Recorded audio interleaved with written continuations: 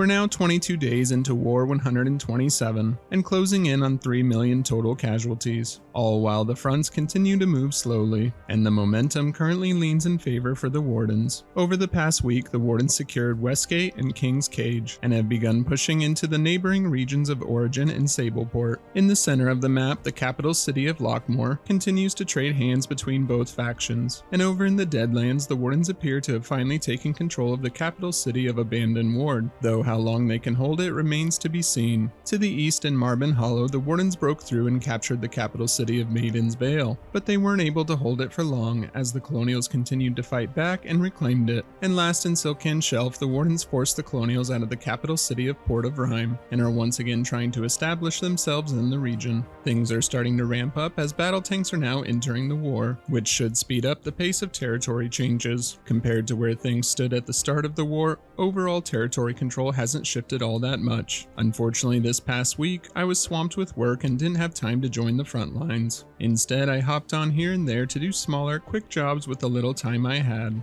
Today, I want to share some of those odd jobs to show that even if you're short on time, you can still play Foxhole casually and make a real difference for your team. The first job I took on was making sure the refinery in Foxcatcher stayed stocked with public B-mats. Foxcatcher and Necro, down in the southern part of Weathered Expanse, have been under constant siege from the Colonials for nearly 2 weeks now. Between artillery bombardments and tank pushes, both bases need a steady supply of B-mats to keep their defenses repaired and standing. Just north of Foxcatcher and White Walk, there are 2 salvage mines that are constantly full of salvage. I spawned in there, found a loader truck, and immediately got to work hauling salvage down to Foxcatcher to refine into B-mats. Each run was quick, about 6 minutes from the mines to the refinery and then back again to the mines. This made it an easy task and something I could easily repeat. If you only have a short time to play on Foxhole, this kind of midline refinery work is a great way to help your team. If you are on the Colonial side this war, the equivalent setup is in Scurvyshire and Allods Bight, and if I'm being honest, I'm a little jealous of it. They've got 4 salvage mines and a salvage field clustered right around their refinery. If those mines were kept empty, they could pump out a lot of B-mats in a short amount of time. Back over on the Warden side, I was the only one running salvage at this time,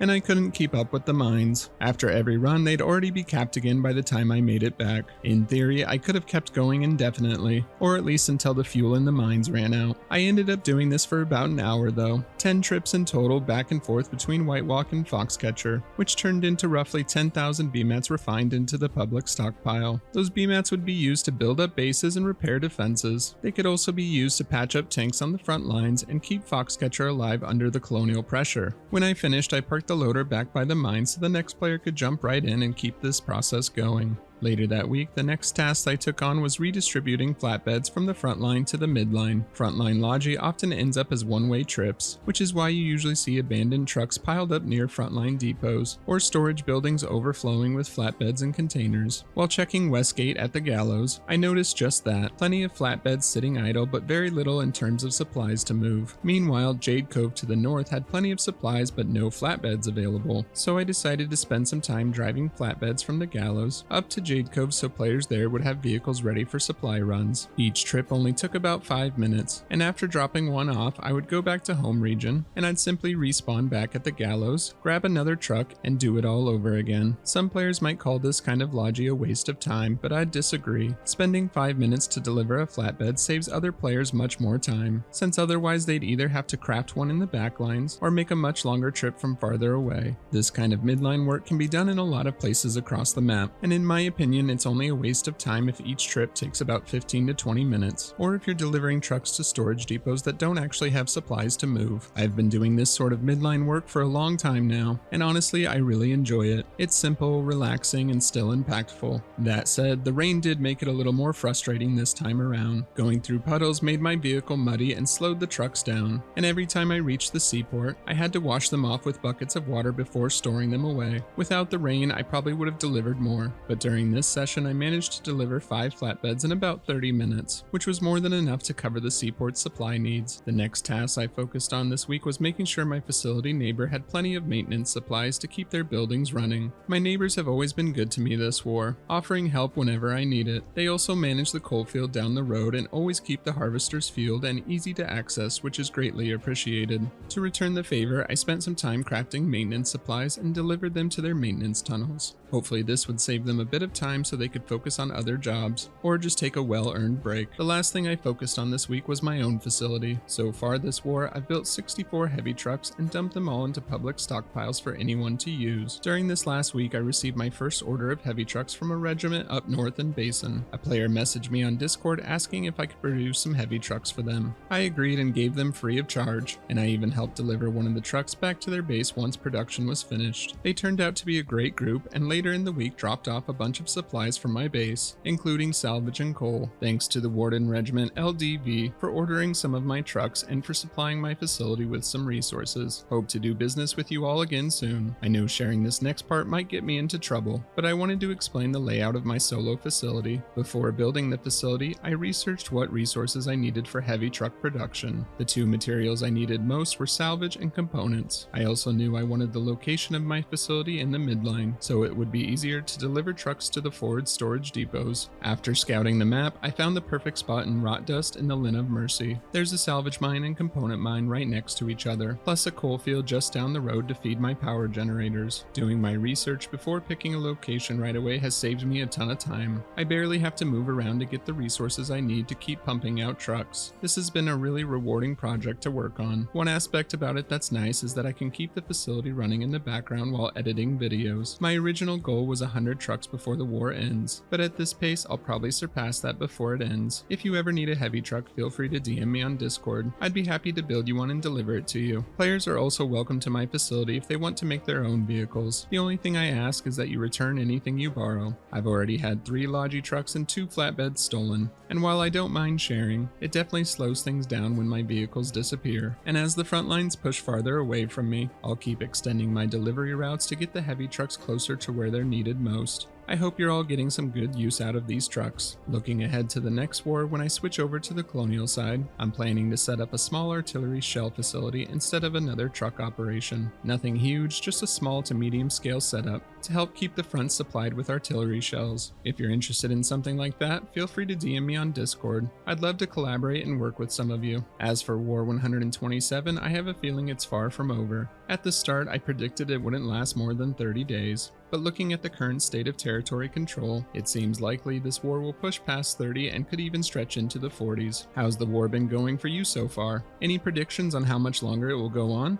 Let me know in the comments. I've started uploading more to my Patreon and Ko-Fi accounts. If you would like to watch these videos, you can support me with only $1 to gain access, or you can become a subscriber as well. This really helps support the channel and helps me pay for animations, new equipment, and the programs that I use to edit. If you are unable to support the channel financially, no problem. Watching old videos or maybe videos you haven't seen before helps a lot as well. Thank you all so much for watching and for your support. Make sure to subscribe for more Foxhole content. I'll see you out on the battlefield. Cheers.